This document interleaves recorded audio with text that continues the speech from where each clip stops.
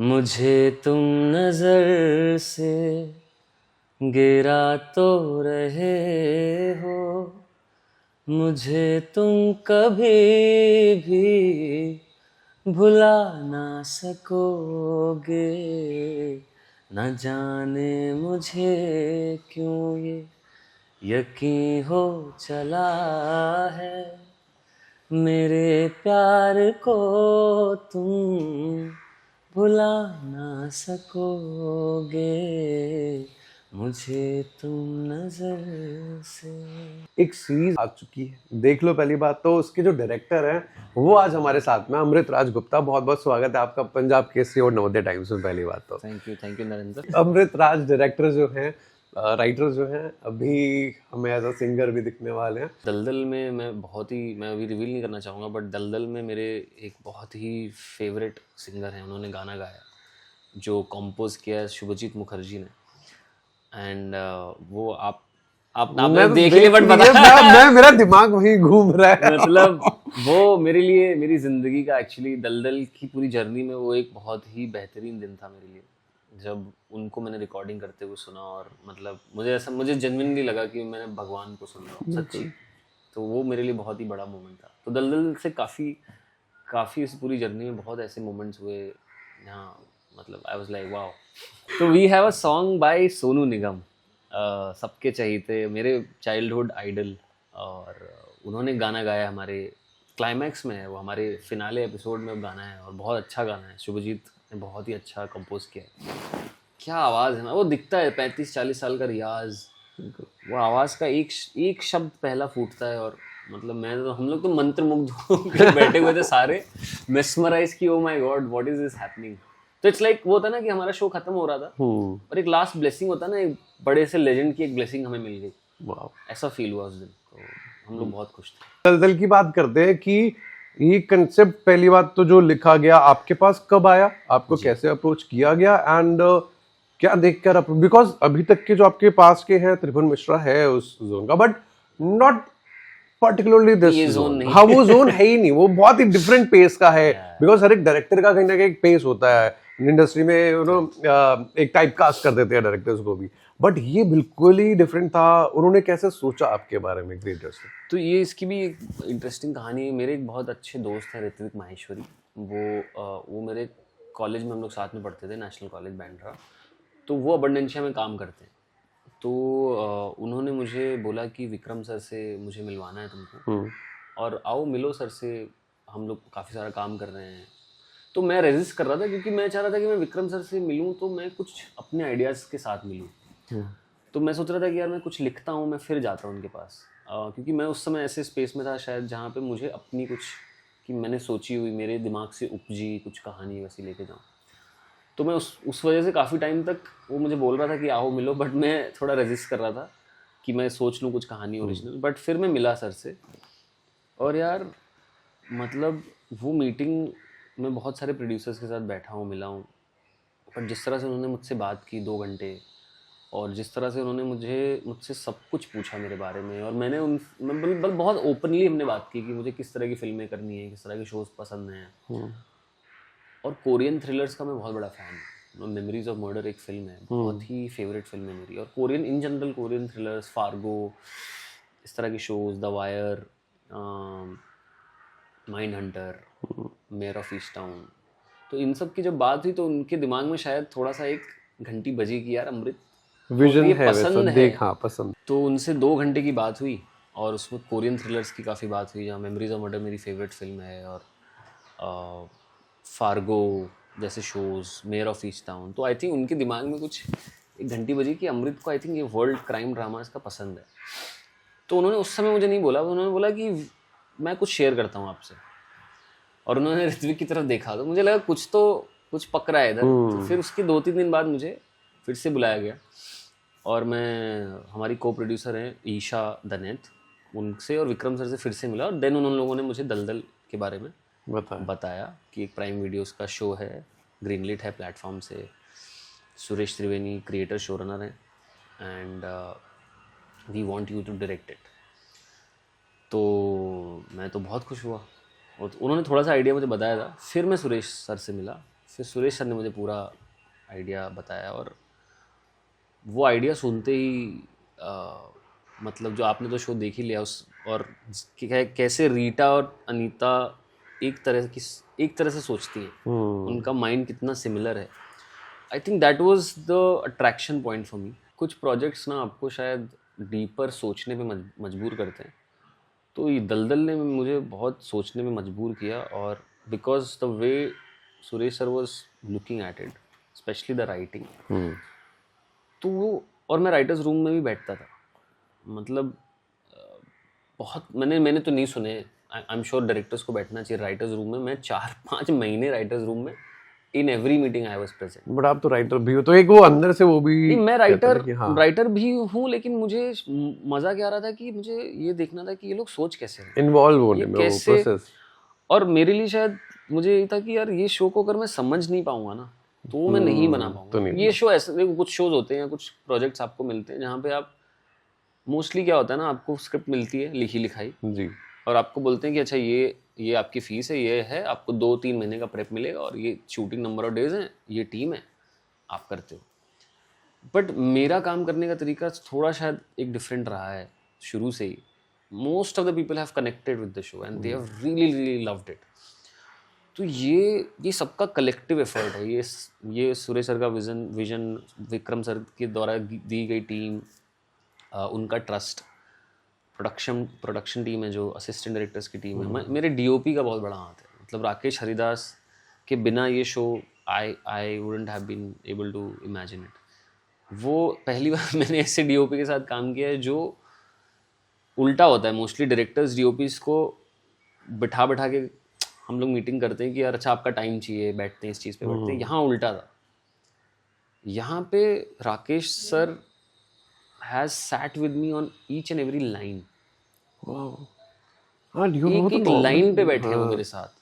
वो कास्टिंग में इन्वॉल्व थे, वो कास्टिंग से लेके डायलॉग डिलीवरी से लेके, मतलब वो बहुत ही इन्वॉल्व डीओपी है।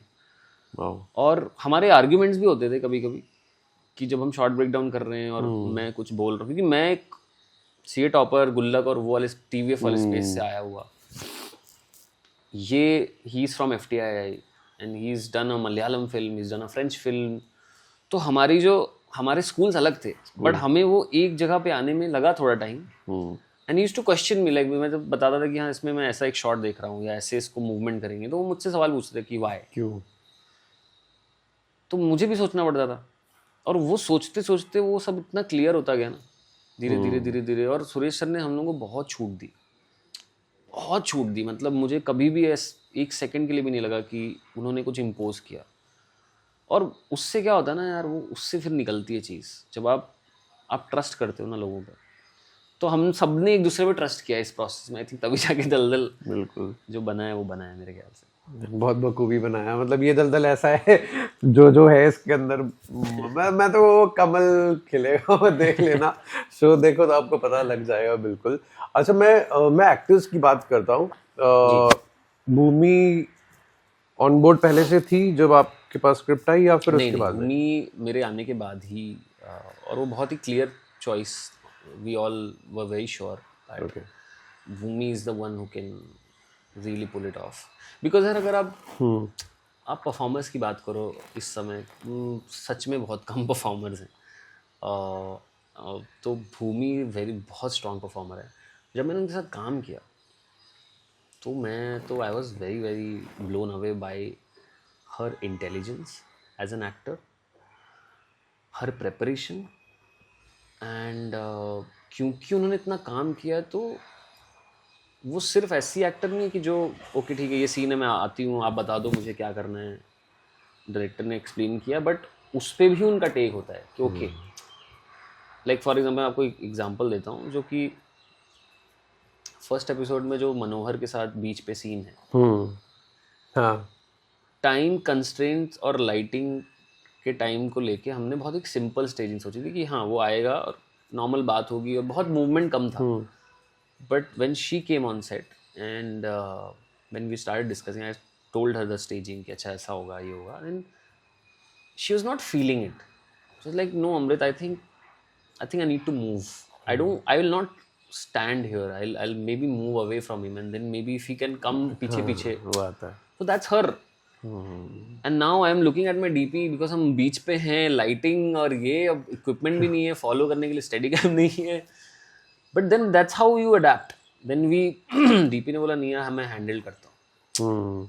तो अगर आप देखोगे तो कैमरा हिल रहा है उसमें, बट वो मोमेंट बिकॉज इमोशनली बट वो रियल भी लग रहा है, वो लगता है कि आप फॉलो कर रहे हो. और वो तो ऐसी चीजें तो भूमि इसमें बहुत शार्प है. और मतलब वो आई थिंक जब भी सेट पे आती थी तो यार वो एक अलग एनर्जी लेके आती थी, क्योंकि मैंने देखा है उनकी लाइफ में जो भी चल रहा है, तब minute she is on set, sir चलिए करते, आप 10 टेक करा लो, 12 करा लो, कभी चेहरे पे शिकन नहीं. और ऑल्सो यार ये भी होता है, मुझे लगता है कि जब किसी एक्टर ने इतना काम किया हुआ है, मेरे से तो बहुत सीनियर ने बहुत काम किया है, तो इंटिमिडेट हो सकता है एक डायरेक्टर, बट उन्होंने बहुत ही संभाल के मुझे रखा है. एक्चुअली इतने दिन हमने जो शूट किया, मुझे 1 सेकंड नहीं लगा कि मैं किसी स्टार के साथ काम कर रहा हूँ. वो क्वालिटी ना, उससे क्या होता है ना, आपके जो बैरियर्स होते हैं ना एक स्टार और एक डायरेक्टर के बीच में, वो हाँ नॉर्मली हटने के बाद ही आप एक अच्छी परफॉर्मेंस निकाल पाओगे. तो हमें भी लगा, हमें भी रीटा फाइंड करने में हमें कुछ दिन लगे. ऐसा नहीं है कि हमें मिल गई रीटा, हमें पहले हम बहुत बैठे साथ में, सुरेश सर, मैं, भूमि, हम तीनों बहुत बैठे, डिस्कशन हुआ हर सीन पे. फिर सेट पे भी मतलब हम एक्सप्लोर करते गए, कहीं लगा कि नहीं यार ये करना चाहिए, नहीं कर, तो हमारे आर्ग्यूमेंट्स भी हुए कहीं पे, ऐसा भी नहीं. और ये ज़रूरी है, बिल्कुल ये बहुत ज़रूरी है कि वो आर्ग्यूमेंट्स वो एक डिस्कशन ही होता है, बिकॉज़ डाउट्स की जरूरत नहीं है, हर कोई अच्छा बनाने की कोशिश कर रहा है. एग्जैक्टली. तो और एक टाइम के बाद मुझे ऐसा लगता है कि if you have a very good actor, he और she knows about the character a little more than you.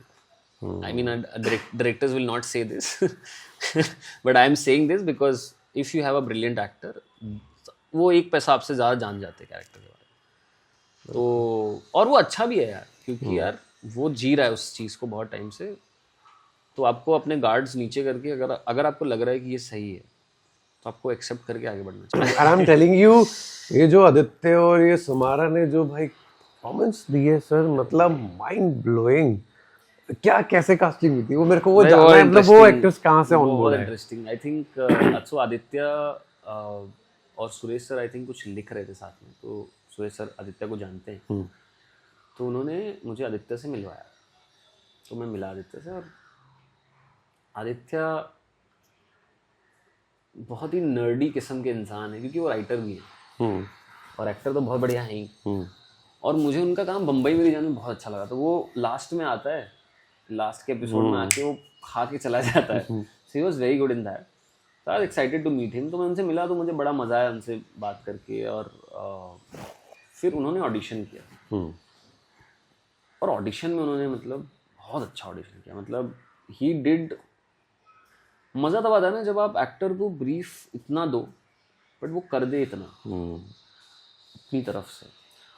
और यार एक्चुअली देखा जाए तो सीरीज में साजिद का रोल बहुत टफ है. Exactly. Because he is most of the time he is there, he has to react what is happening around him, because he is a pawn. उसको ये लोग इधर से खींचा जा रहा है, उसको इधर से खींचा जा रहा है. वो कंफ्यूज्ड है, वो वीक है, वो एडिक्ट है. एक तरफ एडिक्शन है, एक तरफ अच्छी लाइफ दिखाई जा रही है उसको प्रभात के द्वारा. तो बहुत लेयर्स हैं उसके कैरेक्टर में.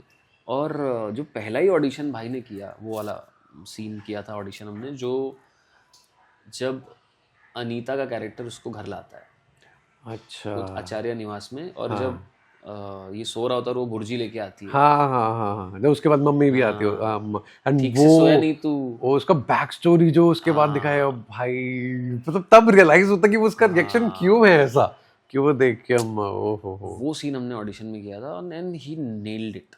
मैं अभी बात करता हूँ त्रिभुवन मिश्रा की. पहली बात तो उसमें ना आई हर्ड कि आपका एक गिल्ट रह गया था कि आप एक्शन सीन्स के लिए प्रिपेयर्ड नहीं थे उतना, या उतना डिलीवर नहीं कर पाए थे जितना आपने सोचा था. सो क्या अभी दल के अंदर आपको लग रहा है कि वो सेटिस्फेक्शन आपका हो गया है पूरा, मतलब कि हाँ ये थॉरली मैंने पूरा बढ़िया से करा है? मैं फिनाले से कन्विंस नहीं था, और फिनाले का बहुत ही मेजर पार्ट है एक्चुअली.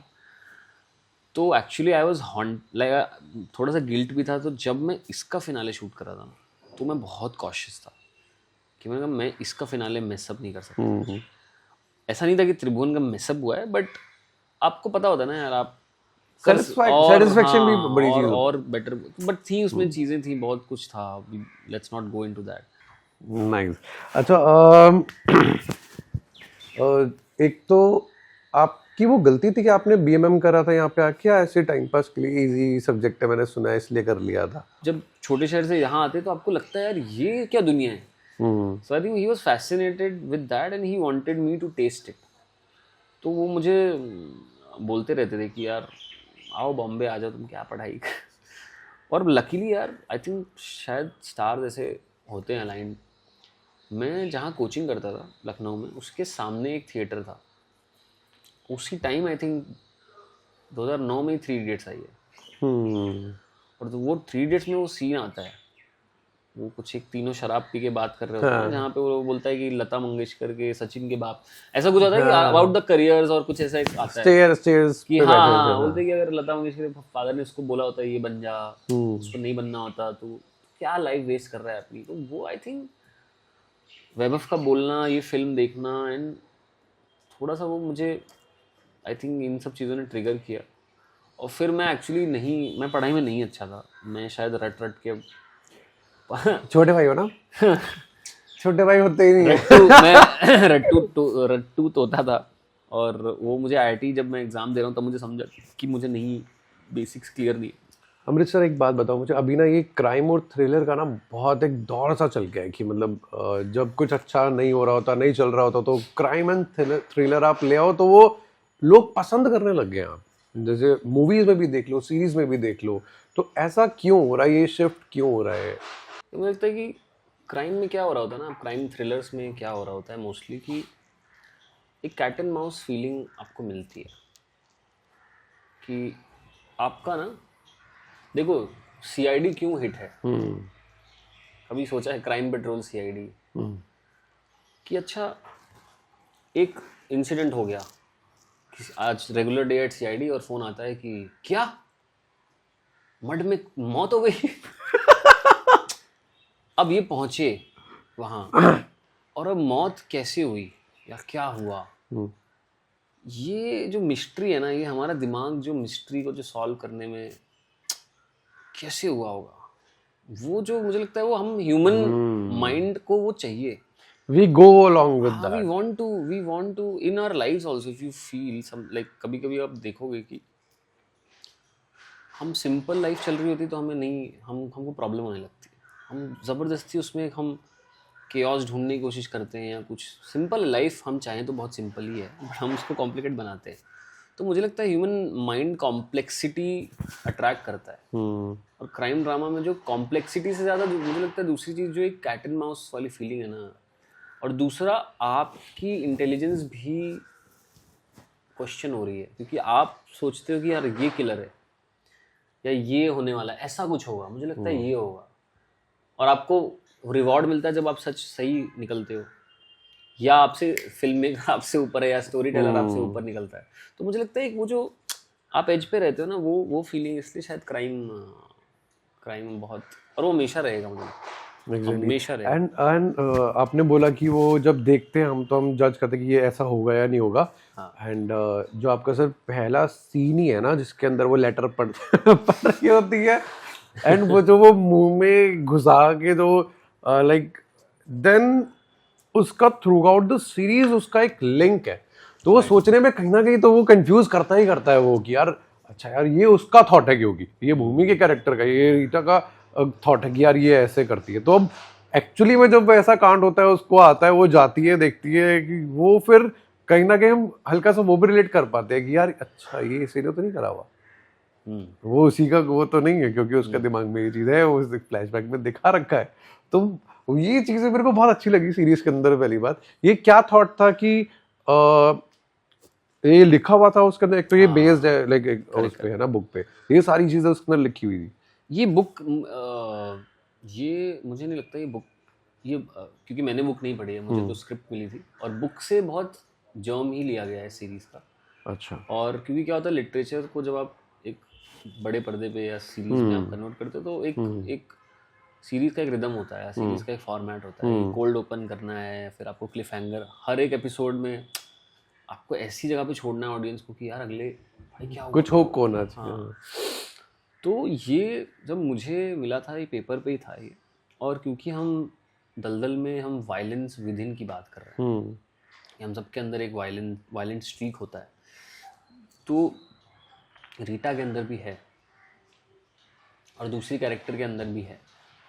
एक चूज करती है उस पर एक्ट करने के लिए और एक बस अपने मन में उसको दबा लेती है। तो ये कोर थॉट है कि वायलेंस विद इन जो सबके अंदर है वो रीटा के अंदर जो है वो हमने दिखाया है कि वो इमेजिन करती है कि मैं बस मतलब ठूस ही दूँ उसके मुंह में, इमेजिनेशन है उसकी, बट कोई और एक्चुअल में करता है वो। So that's how these and because Rita and Anita are actually parallel to each other. Their minds are very similar. अगर एक गलत टर्न रीटा ने लिया होता तो वो अनीता बन सकती। तो दोनों पूरी सीरीज में हमने कोशिश करी, हमने mirror each other, and that is also the reason that Rita feels sympathetic towards Anita's actions and Anita क्या कर रही है। तो कभी भी उसने अनीता को उस लेंस से, या जो क्लाइमैक्स अब जो लोग देखेंगे तो उनको समझ में आएगा कि क्या मैं बोल रहा हूँ। तो हाँ, वो वायलेंस विद इन एक थीमेटिक हमने फॉलो किया था, and then how it is connected to the murders and all of that. ऐसे ना अपकमिंग डायरेक्टर्स बहुत सारे हैं जो शायद जिनको ना अभी तक कुछ पता नहीं है कि वो कैसे शुरुआत करे, ठीक है, क्योंकि एक शुरुआत होनी बहुत इंपॉर्टेंट है। जी। उनके लिए आप क्या सजेशन दोगे कि वो किस तरह से, कैसे एक डायरेक्टर अगर किसी को बनना है तो वो बन सकता है? आप अगर फिल्म मेकिंग इंटरव्यूज देख के, फिल्में देख के, वर्कशॉप्स ऑनलाइन वर्कशॉप्स लेके आप वैसे भी सीख सकते हैं। एंड आई थिंक मैं अपने एडीज को भी यही बोलता आया हूँ कि असिस्ट करना इम्पॉर्टेंट है, but till a certain point. क्योंकि क्या होता है ना, अदरवाइज आप जब तक आप डायरेक्ट नहीं करोगे ना तब तक आपको नहीं समझ में आएगा। आप कितनी भी बड़ी फिल्म के सेट पे पहुंच जाओ, आपको लगेगा कि मुझे आता है, अरे हाँ ये डायरेक्टर ने ऐसे शॉट लिया, हाँ मुझे आता है, आता भी होगा, but the minute you will be the captain of the ship and you have to take calls and you have to, अब आधे घंटे में 6 शॉट लेने ये सीन आज नहीं हो पाएगा, तो मैं कैसे इसको डिज़ाइन करूं जो मैं कर पाऊं। या एक सेट पे जब आप पूरा यूनिट आपको देख रहा है, आप जब रेकीज पे जाते हो, in general as a director आप बहुत डिसीजंस लेते हो, from the prep to shoot to post. तो वो जब आप करोगे तभी आएगा। तो मुझे लगता है कि क्योंकि आपके पास अच्छे फ़ोन्स हैं आजकल, आप आईफोन पे शूट हो सकता है, और जिसको मुझे लगता है करना होता है ना वो कर लेता है। Don't think too much, don't think कि मुझे कुछ नहीं आता, क्योंकि मुझे बहुत लोग, ये मेरा ही प्रॉब्लम रहा है बहुत टाइम तक, कि आपको लगता है कि आप जब परफेक्ट फिल्म मेकर बनोगे ना, जब मुझे सब आ जाएगा तब मैं बनाऊंगा, वो टाइम कभी नहीं आने वाला। वो अगर आगे आपको लगने लगा कि ये सब आ गया तो फिर then you are in a problem. So start, nobody knows anything. Okay, tell us about your upcoming projects now. Daldal तो हो चुका है अच्छा खासा। यार अभी मैं ज़्यादा नहीं बता सकता, बट ये बता सकता हूँ कि मैं कुछ फिल्मों की बात चल रही है, एंड डेफिनेटली कुछ बहुत जल्द। अब मुझे फिल्मों की तरफ रुझान मेरा ज़्यादा हो रहा है। ऐसा नहीं है कि सीरीज़ को बाय बोल रहा हूँ बट सीरीज़ अभी काफ़ी सारी हो गई हैं। अब मुझे नया फिल्म मीडियम, थिएट्रिकल फिल्म्स करने का मन है, और उसी डायरेक्शन में काम हो रहा है, और जल्दी आपको एक। कौन से जॉनर की फिल्म होने वाली है? यार है, मतलब हॉरर भी हो सकता है, क्राइम ड्रामा भी हो सकता है, ह्यूमन स्पोर्ट्स ड्रामा भी हो सकता है। 2-3 तरीके की खिचड़ी पक रही है। अच्छा, एक लास्ट मैसेज दलदल जो शो देखने वाले हैं या देखना चाहते हैं या जिन्होंने नहीं देखा है उनके लिए एक मैसेज लास्ट में। गाइज 30 जनवरी को हमारा शो आ रहा है जिसका नाम है दलदल।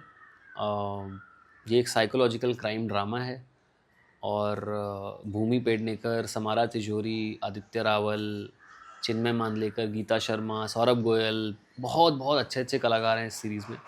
इसको क्रिएट किया है सुरेश त्रिवेणी ने, जिनकी आपने तुम्हारी सुलू और जलसा देखी होगी। प्रोड्यूस किया विक्रम मल्होत्रा ने, अबंडेंशिया एंटरटेनमेंट के फाउंडर हैं वो, ब्रीथ करके एक शो था, वो बहुत अच्छा शो, तो वो प्रोड्यूसर हैं। तो आप लोग देखिए ये सीरीज़ और आई एम श्योर आपको बहुत मज़ा आएगा। बहुत ही इंगेजिंग सीरीज़ है और हमने बहुत दिल से बनाई है, पूरी टीम ने बहुत दिल से बनाई है। तो आप लोग देखिए, प्यार दीजिए और मुझे मैसेज करके बताइए कि आपको कैसी लगी। Thank you Thank you so much for talking with us. Thank you so much. मज़ा आया।